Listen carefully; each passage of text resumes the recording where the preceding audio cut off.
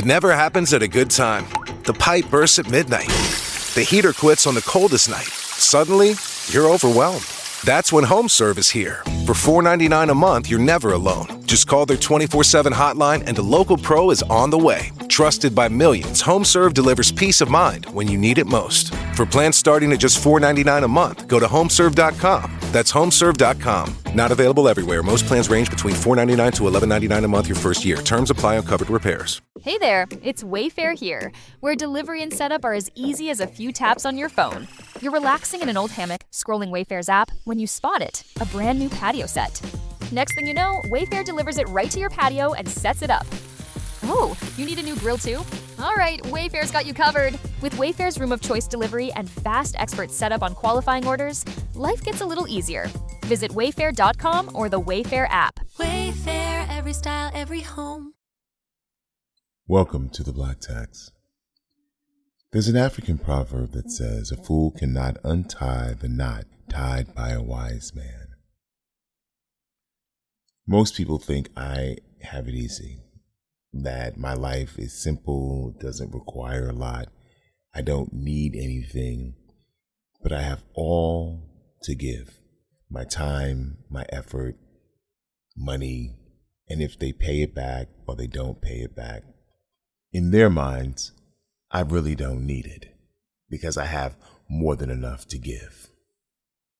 I believe in the good of people.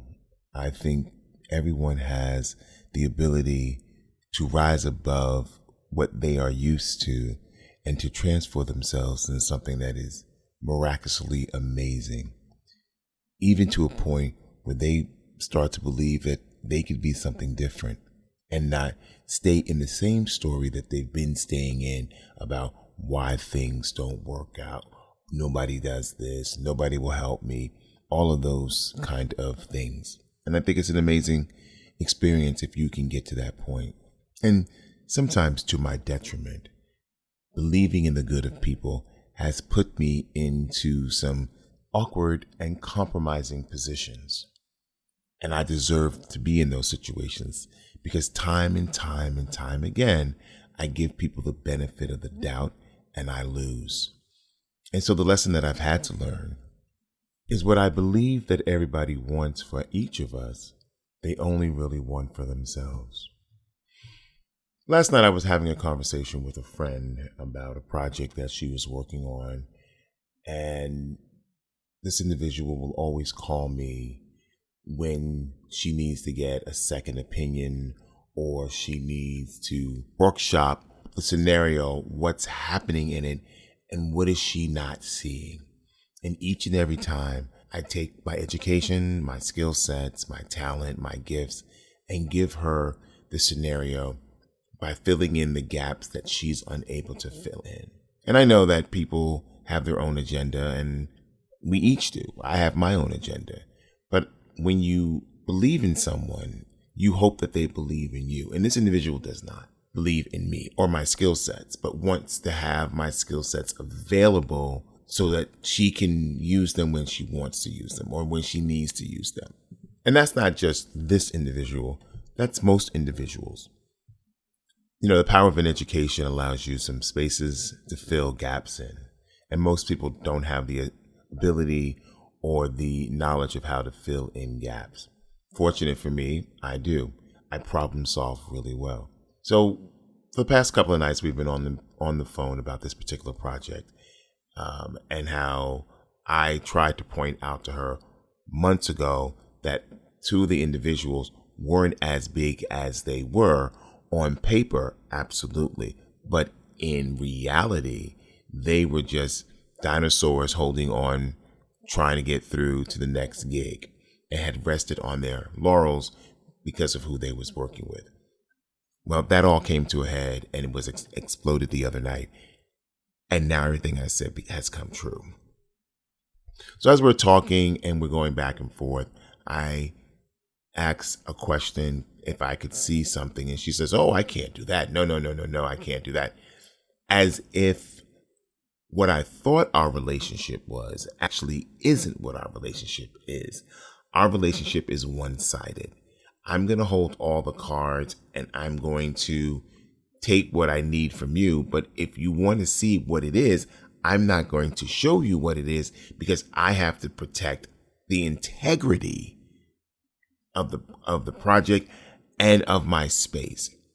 Now we can get together on the phone and we can laugh and we can giggle and we can tell stories and compare industry standards and things that we know about people who work in the industry that are A-list and have a great old time laughing about it.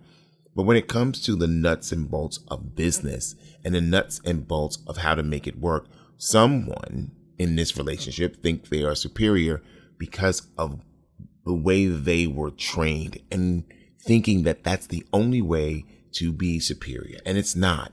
And by no means do you think because one way is the way to go because everybody went that way, that going a different way doesn't make it better. We each have our own path to go. And as she was talking last night and trying to figure out what the next step should be, what she should do, how she should do it, I said, you need to get everything in writing if you're going to move forward. You need to make sure that you protect your interest, not the interest of the project. And then the light bulb went off for her. She's like, oh, now I understand what you're saying. It makes sense. But mind you, I'm not good enough to see the project. I'm not good enough to have doors open for me through her contacts. I'm not good enough to be able to benefit from her years of working in the business. And I had an epiphany last night. I was like, oh, okay. I now know what this relationship is. This relationship is not based around my skill sets. This relationship is based around I'm somebody who can make her feel good, who can give her shits and giggles, who she can spitball ideas to, and then come up with a understanding of what it is and how to move forward with it without giving me the benefit of trusting what I'm saying to be true.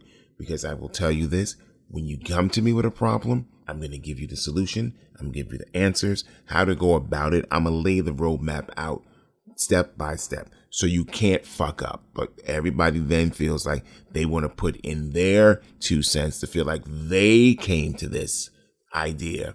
And because they've come to this idea, they now feel like, oh, this is me. I know what I'm doing. I've seen this time and time again, and it always blows up in people's faces, and then they want me to come and fucking fix it. Well, today I'm done doing that. So I asked her, what does she think my skill sets are? And she paused, and I suppose she was pondering. But because my phone rang, she didn't have to answer the question because I had to take the call. And when I hung the phone up and answered the call and got through what I needed to say to the individual that was waiting for a document to come, and they had just gotten it, I realized in that moment my purpose in this individual's life. That no matter how many times I have said I'm not interested in working with another individual, she's insisted, oh, if I'm going to do a project and he's involved, you're going to work for me and you'll get over it. Completely dismissing the fact that I said I didn't want to work with this individual. And so now here is where I need to take 3 steps back and 2 to the right. Oftentimes people want you to be their knight in shining armor, but not want to share the accolades that come from you winning the war or solving the problem.